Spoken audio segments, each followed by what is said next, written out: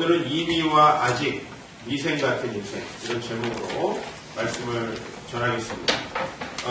올 하반기에 우리나라에서 가장 많이 회자된 것은 미생이라는 드라마라고 합니다. 또 우리 교회에서도 위대한 탄생 행사를 통해서 또 미생을 패러디해서 또 드라마를 올리기도 했죠.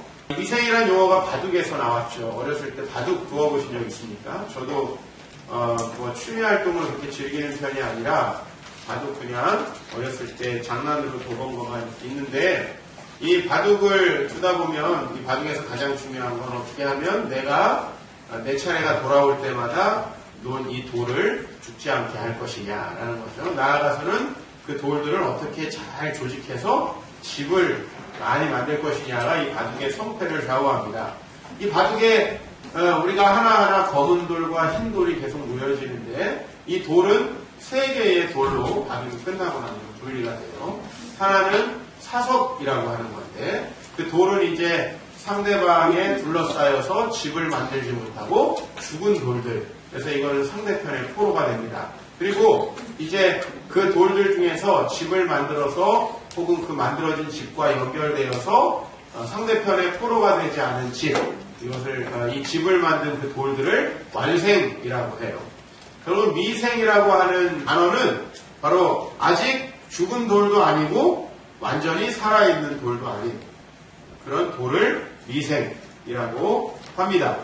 여러분, 이 바둑판에 돌들이 많이 놓여 있는데 그 돌들이 살기 위해서는 집을 만들어야 돼요. 그래서 한 집만 있어서는 안 되고 한 집 이상의 집 두 개가 이렇게 붙어 있어야 그것이 이제 살아있는 집이 되고, 그 집을 만드는 데 사용되었던 그 돌들은 다 바둑판 위에 그대로 살아남게 되죠. 그래서 이렇게 살아낸 돌들, 이것을 완생이라고 합니다. 결국은 그 미생이라는 드라마에 나오는 주인공은 원래 바둑을 두었던 사람이라고 합니다. 그 바둑을 어렸을 때 두었던 이 사람이 이제 바둑이라는 꿈을 포기하고 이 사회의 비정규직으로 취업해서 결국은 마지막 해까지 비정규직이었고, 그리고 이제 새로 창업하는 사람과 함께 또 새로운 인생을 출발하게 되는데, 사실은 완생이 될 가능성이 있지만 추가적으로 노력이 필요한 상태, 이것이 바로 미생의 상태가 되겠죠. 우리의 인생이 사실은 미생 같은 인생입니다. 오늘 미생을 보면서 여러분들에게 이 로마서 7장에서 8장까지의 말씀을 좀 읽어드리고 싶었고, 이것으로 우리가 2014년을 잘 마무리할 수 있는 말씀이라고 생각이 들었습니다. 우리 그리스도인의 인생은 이제 사석이 아니라는 의미에서 우리는 미생이고, 완생이 아니라는 의미에서 미생입니다.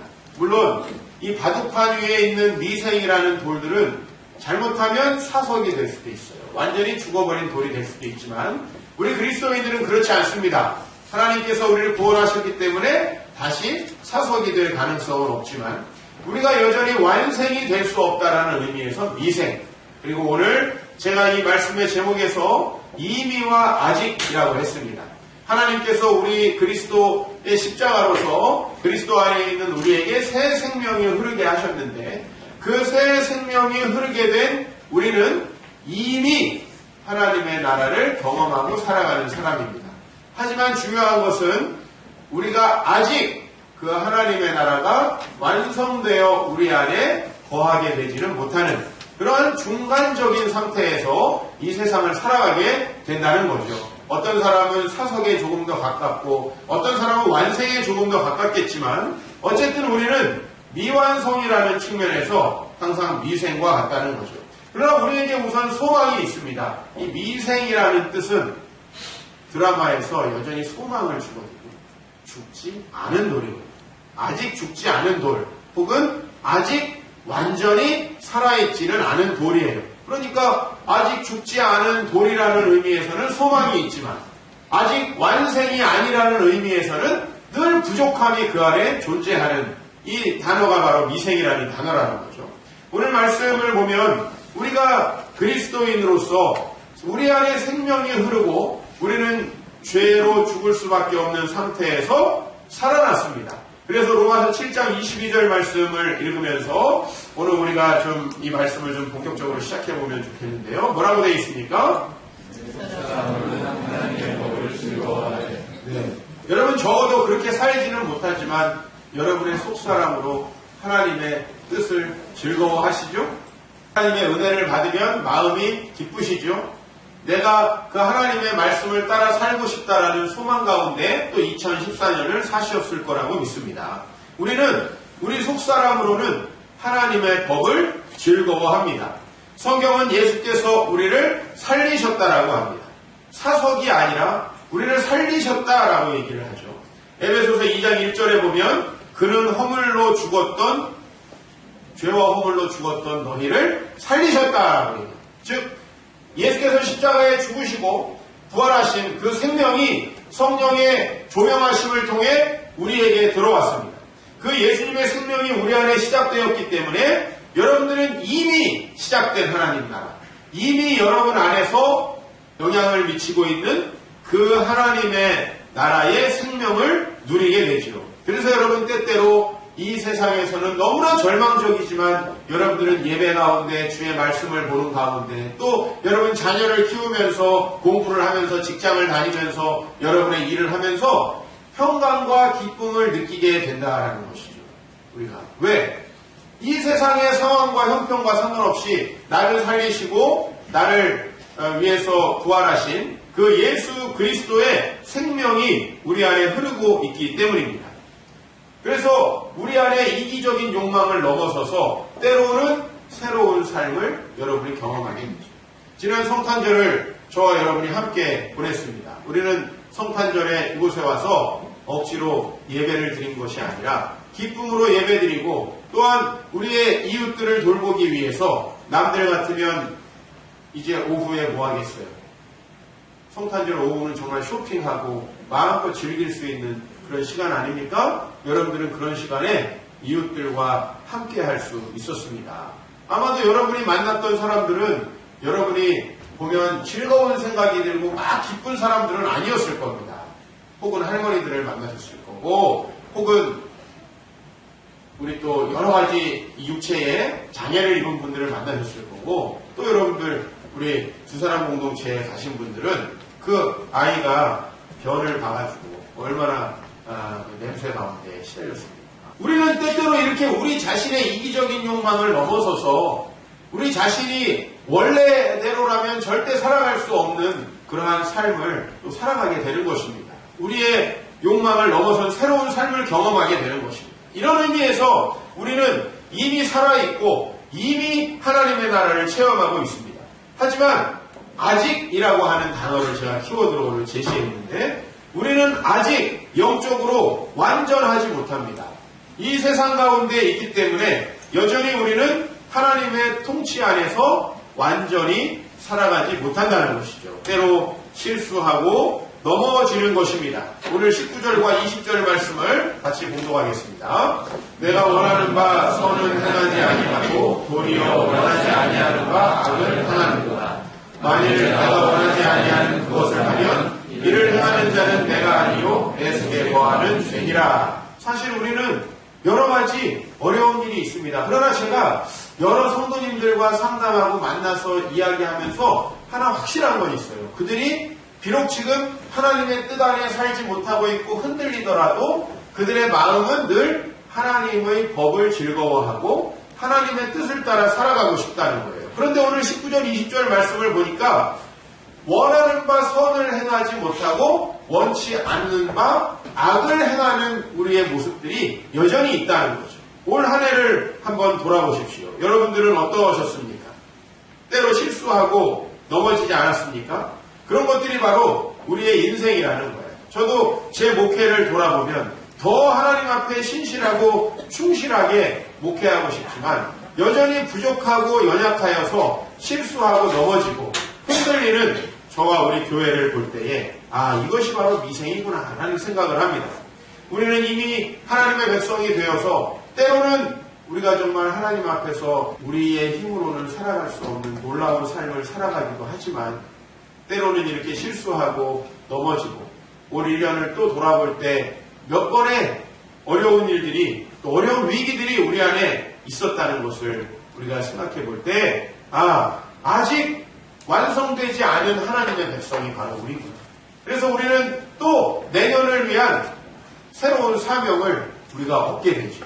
올해 우리에게 발견된 실수와 또 연약함과 또 잘못된 것이 있다면 그거는 이제 2015년에 우리의 과제가 되리라고 봅니다. 저도 2015년을 생각하면서 어떻게 살아갈까를 전반적으로 고민하고 아주 많이 기도했습니다. 그래서 대체로 어떻게 살아야겠다라고 하는 삶의 방향과 목표도 정하고 그리고 구체적으로 그래서 이렇게 해야겠다라는 생각들도 많이 했습니다. 우리는 하나님의 백성으로서 하나님의 법을 즐거워하지만 아직 우리는 때때로 우리가 원하는 바대로 살지 못하는 모습이 여러분 안에 있었다면 그런 여러분들의 삶을 위로하고 바로 대한민국이 그러했고 또 우리 교회가 그러했고 저와 여러분의 삶이 그러했지만 우리에게 바로 하나님 앞에 새로운 소망이 있다라는 것이죠. 7장 21절에 보면 사도 바울이 이렇게 고백을 해요. 내가 한 법을 깨달았나니 선을 행하기 원하는 나에게 악이 함께 있는 것이로다. 바로 24절의 말로는 오라 나는 공고한 사람이로다 라고 얘기할 때 이 사망의 몸, 즉 주님께서 우리를 살리셔서 이제 우리는 더 이상 죄로 인하여 영원히 형벌받을 수밖에 없는 삶을 살지는 않고 있지만 그러나 여전히 우리의 삶에는 부족함과 연약함이 남아있는 그 삶, 그것을 사망의 몸이라고 표현하고 있어요. 즉 우리가 이전에는 어떤 상태입니까? 예수 그리스도의 은혜가 우리 안에 있기 전에 우리는 어떤 상태에 있었습니까? 아주 절망적인 상황이 있었죠. 우리의 육체의 욕망과 헛된 것들만을 위해서 살아가다가 영원한 하나님의 형벌 가운데 영원히 지옥의 형벌을 누릴 수밖에 없는 저희의 삶이었는데 그러한 삶이 이제 끝났다라는 것이죠. 우리에게 예수 그리스도께서 십자가에 죽으시고 우리가 예수 안에 있음으로 말미암아 우리에게 새 생명이 생겼어요. 그래서 전에는 우리의 삶이 오로지 우리의 이기적인 욕망만을 위해 존재했다면 이제 우리 안에는 하나님의 뜻을 기뻐하고 소망하고 그 하나님의 뜻을 따라 살아가고자 하는 열망 그리고 실제로 그 하나님의 통치와 조금씩 가까워져 가는 우리 안에 새로운 생명들이 싹트고 있다는 거죠. 그러니까 공고한 거예요. 다시 21절로 돌아가서 선을 행하기 원하는 나에게 악이 함께 있는 거예요.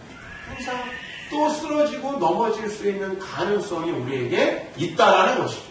그래서 우리는 여전히 완성되어지지 않고 있기 때문에 계속해서 우리 자신의 완성을 바라보면서 우리가 더 아름답게 하나님 앞에서 열매를 맺기 위해서 우리는 이 다름질을 하고 있는 것이라는 겁니다.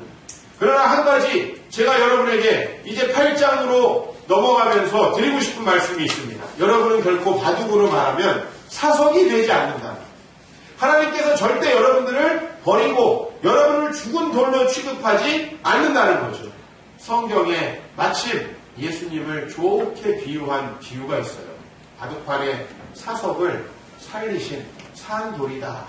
바둑판을 이야기한 건 아니지만 우리가 거기다 비유를 해보자면 베드로전서 2장은 예수님을 산돌이라고 얘기하고 있어요. 그리고 우리도 역시 주님을 따라서 살아있는 돌 위에 건축된 아름다운 건축물로 주님께서 사용하신다라는 것입니다. 여러분은 결코 바둑판의 사석처럼 되지 않는다. 여러분의 인생이 올해 때로는 쓰러지고 넘어졌더라도 저는 여러분을 여전히 신뢰하고 또 여러분의 인생을 여전히 응원합니다. 왜 그러냐면 하나님께서 여러분을 포기하지 않으시기 때문이에요. 그래서 이렇게 곤고한 자신의 영적인 갈등을 표현한 사도 바울이 8장 1절 2절에서 무슨 말씀을 하고 있습니까? 이런 배경에서 8장 1절 2절을 우리가 같이 읽어야 될 것 같습니다. 같이 공동하겠습니다. 그러므로 이제 그리스도 예수 안에 있는 자에게는 결코 정죄함이 없나니 이는 그리스도 예수 안에 있는 생명의 성령의 법이 죄와 사망의 법에서 너를 따라하였습니다. 예, 오늘 여기서 다시 한번 말씀하고 있습니다. 그리스도 예수 안에 있는 자에게는 결코 정죄함이 없다. 여기서 정죄함이란 어떤 의미냐면 여러분들을 버린다라는 의미예요. 여기 정죄함은 정죄함이 없다라고 하니까 내가 그리스도인이 된 다음에 잘못하고 실수했던 것들이 다 아무렇지도 않고 괜찮다 이런 얘기가 아니에요. 그게 아니라 우리는 그렇게 실수하고 넘어지더라도 정죄함이 없다. 이 말은 우리가 사속으로 버려진 상태, 즉 하나님의 말씀대로 영적으로 이걸 살펴보자면 이 세상에서 이기적인 욕망과 세상의 정욕을 따라 살아가다가 그렇게 영원한 지옥 형벌을 받을 수밖에 없는 상태로 우리가 다시 돌아가지는 않는다라는 거죠. 여러분이 신앙생활을 한때 잘하다가 쓰러지고 넘어질 때가 있습니다. 그렇게 쓰러지고 넘어져도 여러분은 절대로 예수 믿기 이전의 상태로 하나님께서 여러분들을 되돌려버리지는 않는다라는 것이죠. 결코 정죄함이 없다라고 얘기하고 있어요. 왜 그러냐 하면 죄와 사망의 법에서 너를 해방하였기 때문에. 죄와 사망의 법이란 뭐냐? 참 어려운 이야기예요. 죄와 사망의 법이라는 것은 간단히 말하면 이거예요. 제가 조금 아까 말했던 상태. 여러분에게는 전혀 하나님의 법을 즐거워하고 하나님의 뜻을 따라 살아갈 수 있는 가능성이 없는 상태. 그러므로 영원히 형벌받을 수밖에 없는 상태. 이 상태가 바로 죄와 사망의 법이 여러분을 지배하고 있는 상태예요. 그런데 오늘 8장 2절에 보면 생명의 성령의 법이, 즉 예수 안에 있는 생명의 성령의 법. 두 가지 단어가 있어요. 생명이라는 단어가 있고 성령이라는 단어가 있어요. 생명이라는 단어는 여러분에게 새로 시작된 하나님의 나라의 생명, 여러분에게 하나님의 법을 즐거워하고 하나님의 법을 따르고 싶어하는 마음이 생겼고 실제로 그렇게 할 수 있는 능력이 생긴 상태를 생명이라고 표현하고 있어요. 즉 생명 이전의 상태는 어떤 상태예요?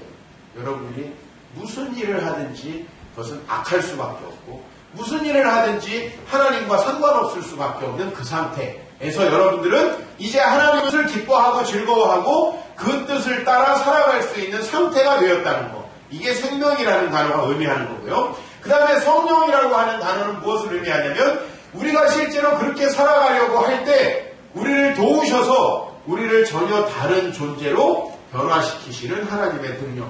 그것이 바로 성령이라는 단어에 나타나 있는 거예요. 그렇기 때문에 여러분 생명의 성령의 법이 여러분 안에 있다는 것을 믿으시기를 축복합니다. 여러분 안에 이미 시작된 하나님의 나라, 즉 하나님이 우리를 영원한 생명을 주셔서 살리시고 또 새로운 삶으로 여러분을 인도하시는 그 거룩한 통치는 그 효력이 끝나지 않았다는 거예요. 때로 우리 교회의 어떤 성도님들은 2013년보다 더 방황하고 갈등하고 힘들어하는 한 해를 보냈을 수도 있어요.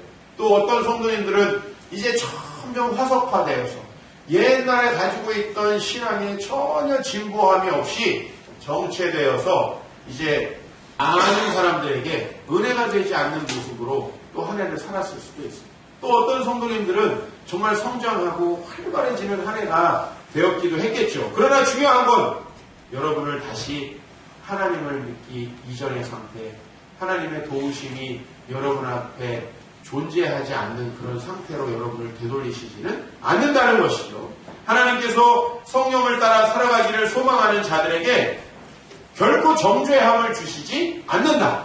여러분, 우리 안에 때로 우리의 부족함으로 얼마나 우리가 스스로에게 실망합니까? 때로 우리가 그렇게 하지 말았어야 되는데 하는 후회가 얼마나 많이 있습니까? 그러나 그런 후회들은 우리의 부족함을 보여주는 것 뿐이에요. 내가 그때로 되돌아가서 이렇게 했어야 되는데 하고 여러분들을 그 과거의 망령에 시달리게 하는 것은 결코 좋지 않아요. 내가 했던 여러 가지 실수들은 우리의 본질을 보여줘요.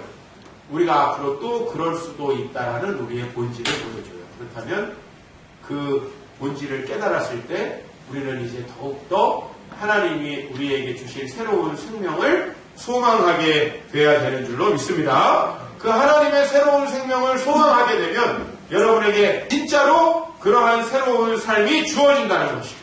오늘 우리 마지막으로 읽었던 본문은 이렇게 말씀하고 있습니다. 여러분 3절과 4절을 제가 읽어드릴 테니까 잘 보십시오. 율법이 육신으로 말미암아 연약하여 할 수 없는 그것을 하나님은 하시라니 곧 죄로 말미암아 자기 아들을 죄 있는 육신의 모양으로 보내요. 육신의 죄를 정하사 육신을 따르지 않고 그 영을 따라 행하는 우리에게 율법의 요구가 이루어지게 하려 하십니다. 자, 우리가 이 마지막 본문 율법의 요구가 우리에게 이루어진다라는 건 뭐냐면 완생의 상태예요. 우리가 하나님의 통치 가운데에서 정말 하나님이 우리에게 기뻐하시기 때문에 주셨던 말씀, 그게 뭐예요? 율법이에요. 하나님이 우리에게 주셨던 그 말씀이 우리에게서 이루어지게 하실 것이다 라는 거예요. 그러면 그 과정이 어떻게 되느냐? 율법이 육신으로 말미암아 연약하여 할 수 없다라고 하는 표현이 이거예요.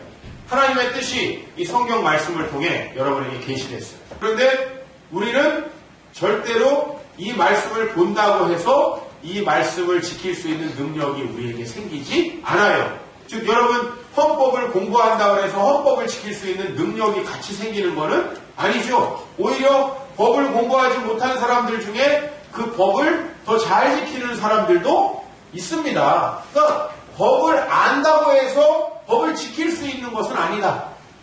그러니까 우리가 하나님의 선한 뜻을 배우고 알았는데 문제는 그 배우고 알게 된 선한 뜻을 우리가 다 실행하고 살지는 못하더라.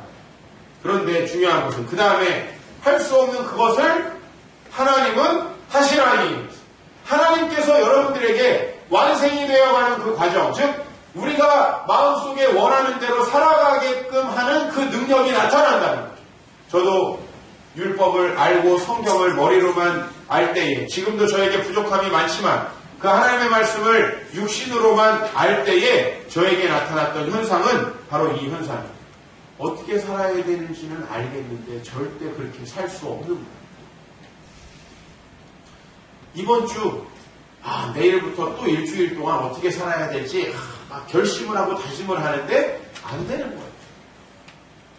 그 상태. 그것이 바로 율법이 육신으로 말미암아 우리 육신의 연약함으로 이룰 수 없는 일이에요. 그런데 하나님은 어떻게 하셨느냐?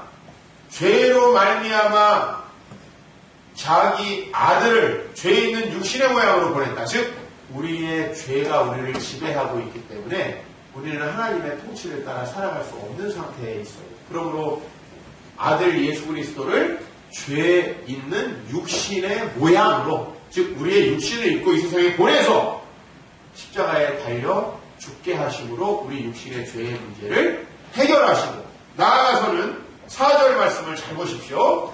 육신을 따르지 않고, 여기서 육신을 따른다는 건 뭐냐면 우리 육신의 여러 가지 욕망과 나의 분노와 죄악으로 가득한 이 마음속에 헝클어진 상태에 그것이 움직이는 나, 이것이 육신이에요. 내 몸이 그냥 자동으로 나쁜 게 아니고 여러분들 제가 보면 아주 훌륭하고 아름다운 상태로 살아가기도 하거든요. 그러니까 우리 육신은 이중적인 거예요. 우리의 마음속에 우리의 죄와 헛된 욕망과 내 감정이 나를 다스릴 때는 육신의 모양을 따라서 살아가는 거예요. 그러나 그 다음에 무슨 표현이 있어요? 그 영을 따라 행하는 우리에게, 여기서 영은 성령님을, 그 성령님을 따라가기를 소망하고 그 다음에 마음에 소망한다고만 되는 건 아니겠죠. 기도하고 말씀을 보면서 우리가 이 세상에 지배를 받는 것보다는 하나님의 말씀이 우리를 지배하도록 우리를 훈련하는 거죠. 그랬을 때 어느 날 여러분들은 굉장히 신기한 체험을 하게 됩니다. 여기서부터는 제가 이성적으로 설명할 수가 없는 부분이에요. 왜냐하면 이걸 나도 느낌으로 느꼈고 분명히 나에게 변화가 있었는데 이것을 어떻게 이론적으로 변화된다고 설명하기가 굉장히 어려운 부분이에요. 그러나 분명히 여러분의 인생에 지금까지의 신앙생활은 신앙생활이 아니었구나라고 느낄 만큼 확연한 변화가 있는 어떤 시점이 있습니다. 물론 다시 예전으로 돌아갈 수도 있습니다. 확연한 변화가 나타나는 그 지점이 있어요. 내가 지금까지 가능하지 않았던 것이 나에게 가능해지는구나. 내가 지금까지 도저히 이렇게 살 수 없었는데 이렇게 살 수 있게 되었구나라고 느끼는, 여러분이 여러분 자신을 초월하는 것 같은 그 느낌을 느낄 때가 있습니다. 그것이 바로 성령에 따라 내가 움직여질 때예요. 공중부양을 하는 것도 아니고 그것이 어떤 신비한 환상이 보여지는 게 아니에요. 여러분을 지금까지 지배하고 있던, 아무리 노력해도 잘 안 되던 그 어떤 것들이 있어요. 여러분은 혹시 어떤 것입니까? 그런데 오늘 말씀의 마지막이 저는 너무나 소망이 됩니다. 같이 저를 따라해 주시겠어요? 우리에게 율법의 요구가 이루어지게 하려 하심이니라.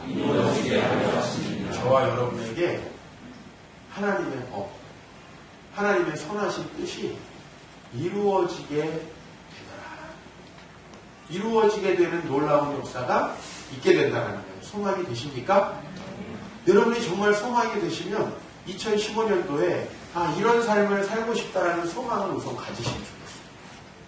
그리고 그런 소망이 이루어지기 위해서 좀 구체적으로 나는 이렇게 기도에, 이렇게 말씀에, 이렇게 나는 봉사의 영적인 생활에 좀 규칙적으로 해보겠다. 시간이 생겨서 할 수 있는 건 이 세상에 없어요.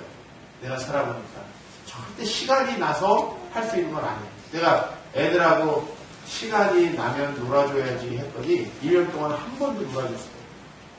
시간이 나면 놀아줘야지. 안 나요.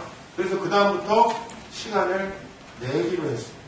그 집사람이 이제 주일 저녁이나 토요일 저녁이 되면 다음 주에 언제 바꾸고 어떻게 스케줄이 진행되는지 나한테 알려줘요. 그러면 나하고 시간이 겹치는 때 내가 이제 아이들하고 놀아야 되는 날을 적어놔요. 적어놓고 그 시간을 지키기 위해서 저는 그 앞에 여러 가지 일들을 해야 돼요. 우리 애들과 보통 내가 놀아줘야 되는 시간 전에는 많이 숨차요. 왜? 그 전에 해야 될 일을 다 해야 놀아줄 수 있거든요. 시간을 내야 돼요.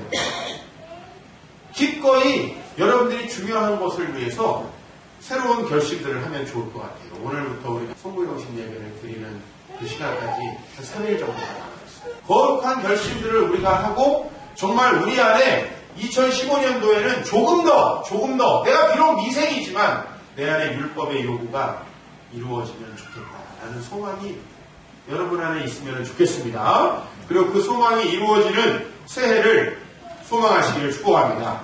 2014년이 지나갑니다. 이제 오늘이 마지막 주일 예배입니다.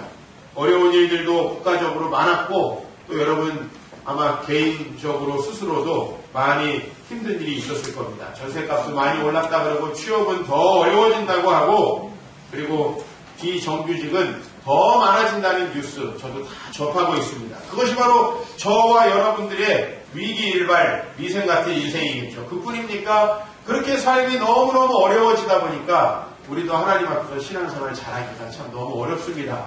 우리 교회에 올해 8명의 또 아이가 태어났습니다. 참 기쁘지만 학업부 선생님들도 힘들고 엄마도 힘들고 그 엄마를 도와줘야 되는 아빠도 많이 힘들 겁니다. 여러분들의 삶에 무게가 더 많이 생겼어요. 그리고 우리는 내년에 또 새로운 아이들이 태어날 것을 기대하고 있죠.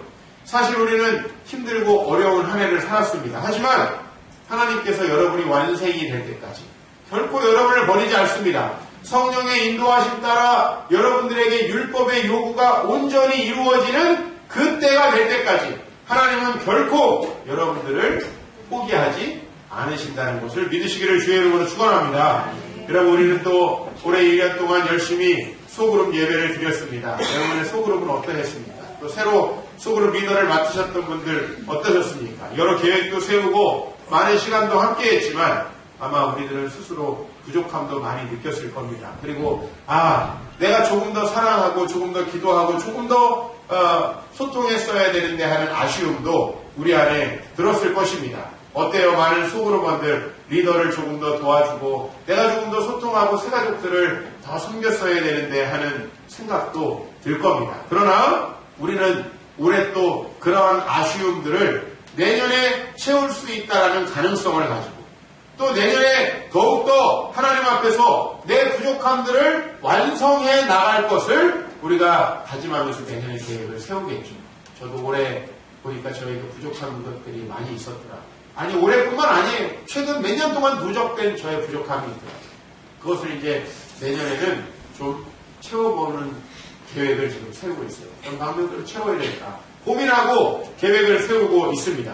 조금 더 영적인 소통이 일어나고 풍성한 치유가 일어나는 그런 소그룹, 또 우리의 새가족들을 조금 더 온전히 섬길 수 있는 그런 소그룹, 그런 소그룹으로 우리의 미생 같은 소그룹도 성장해 가리라고 믿습니다.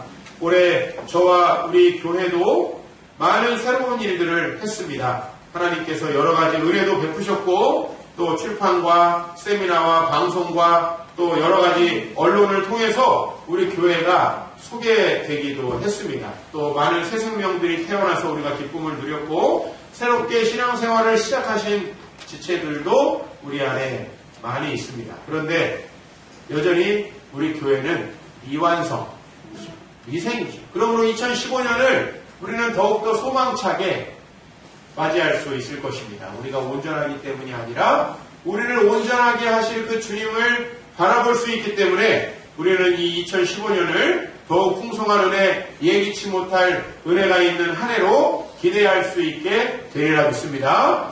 여러분 이 한 해 아쉬운 점도 많이 있었겠지만 아마도 여러분이 생각지도 못한 은혜들도 많이 있었을 것입니다. 그것이 바로 하나님의 놀라운 은혜예요. 저도 마찬가지입니다. 2014년이 시작될 때 생각지도 못한 좋은 일들도 많이 있었습니다. 내년에 더욱 그러할 것이고요. 저와 여러분들이 더욱 열심히 주님 앞에 말씀으로 서기를 원하고 더욱더 기도로 우리 자신을 하나님 앞에 드리기를 원한다면 하나님께서 우리에게 하나님의 아름다운 뜻을 이루시리라 믿습니다. 이 한 해 가는 것이 아쉽겠고요. 여러분의 여러 가지 실수들이 후회로 남을 수도 있지만 여러분 이제 후회는 그만하십시오. 내년에는 하나님께서 여러분들을 더 아름답게 세워가실 것입니다. 그리고 우리의 여러 가지 후회될 만한 일들은 내년에 이제 다시 반복하지 않을 우리의 중요한 교훈으로 삼아지게 될 것이고 여러분들은 그런 교훈을 가지고 나의 연약함을 인정하며 주님 앞에 나아갈 때 여러분이 정말 이전에는 전혀 체험할 수 없었던 내가 지금까지 신앙생활하면서 정말 이런 참맛을 느끼지 못했구나라고 하는 여러분의 진정한 깨어짐과 하나님이 여러분 안에 살아나는 놀라운 은혜가 체험되리라 믿습니다. 그런 소망찬 한 해를 준비하는 이 남은 3일이 되시길 바라고 우리 또 신년 예배 1월 1일 0시에 우리 함께 만나서 그 귀한 예배를 드릴 때까지 여러분들 함께 하시고 오늘 여러분 마지막 소그룹입니다. 서로 마음껏 축복하시고 사랑하시고 또 새로운 소그룹을 만나서 우리의 부족함을 채우고 더 온전하게 하실 주님을 바라보면서 우리 시작하는 이 날이 되시기를 주의 이름으로 축원합니다.